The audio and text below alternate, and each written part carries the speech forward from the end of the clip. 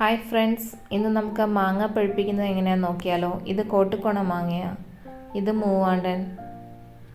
ഒരു കാർഡ്ബോർഡ് ബോക്സിൽ കച്ചി ലെയർ ചെയ്ത് വെച്ചിട്ടാണ് നമ്മൾ മാങ്ങ പഴുപ്പിക്കാനായിട്ട് എടുക്കുന്നത്.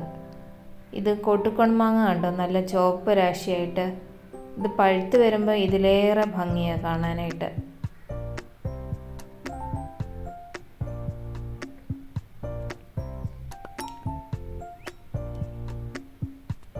ഇതേപോലൊരു കാർഡ്ബോർഡ് ബോക്സ് എടുക്കുക.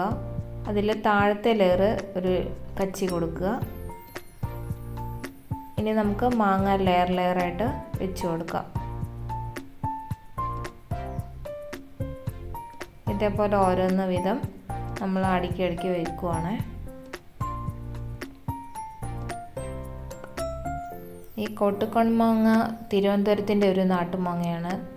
അവർക്ക് ഏറ്റവും പ്രിയപ്പെട്ട ഒരു മാങ്ങയാണ്.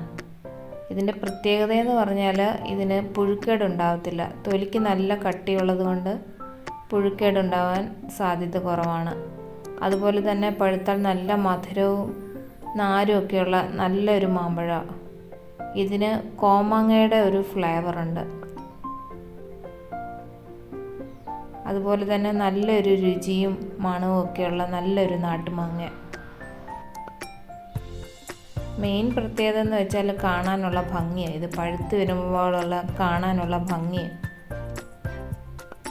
കൂടാതെ എനിക്ക് ഏറ്റവും പ്രിയപ്പെട്ട മാങ്ങയും കൂടിയാണ്. ഇതേപോലെ നമുക്ക് ലെയർ ചെയ്ത് വെച്ചിട്ട് അടുത്ത ലെയർ വീണ്ടും കച്ചി എടുക്കണം.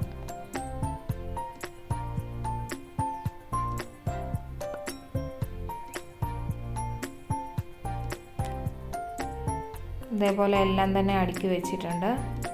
ഇനി നമുക്ക് അടുത്ത ലെയറും കച്ചിയിട്ട് നിരത്താം.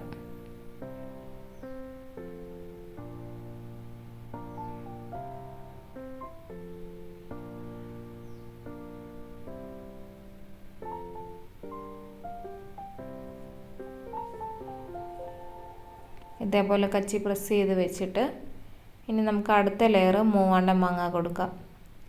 ഇത് വെള്ളം മൂവാണ്ടൻ എന്ന് പറഞ്ഞ മാങ്ങയാണ്. മൂവാണ്ടനിൽ തന്നെ ഒരു വെറൈറ്റിയാണ് വെള്ളം മൂവാണ്ടൻ.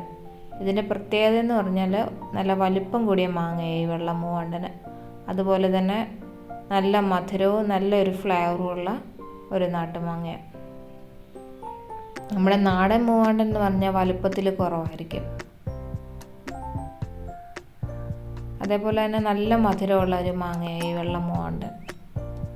സീസൺ ആദ്യം തന്നെ മാങ്ങ കിട്ടുകയും ചെയ്യും.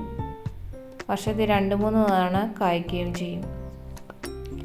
ഇതിങ്ങനെ ലെയറായിട്ട് നമുക്ക് അടുക്കി വയ്ക്കാം.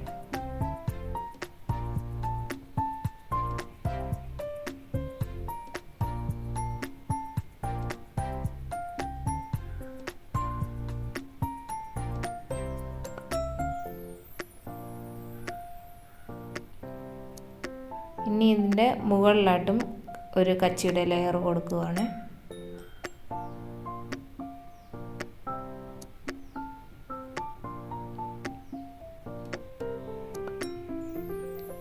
കച്ചി വെച്ച് നല്ലോണം പ്രസ് ചെയ്ത് കൊടുക്കുക.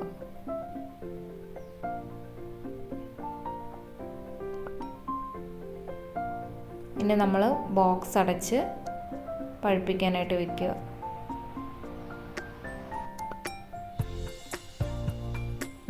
ഇനിയൊരു 3-4 ദിവസം എടുക്കും പഴുക്കാനായിട്ട്. ഒരു 3 ദിവസം കഴിഞ്ഞിട്ട് നമുക്ക് മാങ്ങ പഴുത്തൊന്ന് തുറന്ന് നോക്കാം.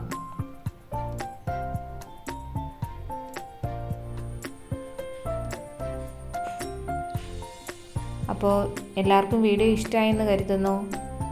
വീഡിയോ ഇഷ്ടമായെങ്കിൽ ലൈക്ക് ചെയ്യാനും ഷെയർ ചെയ്യാനും സബ്സ്ക്രൈബ് ചെയ്യാനും ഹൈപ്പ് ചെയ്യാനും മറക്കരുതേ.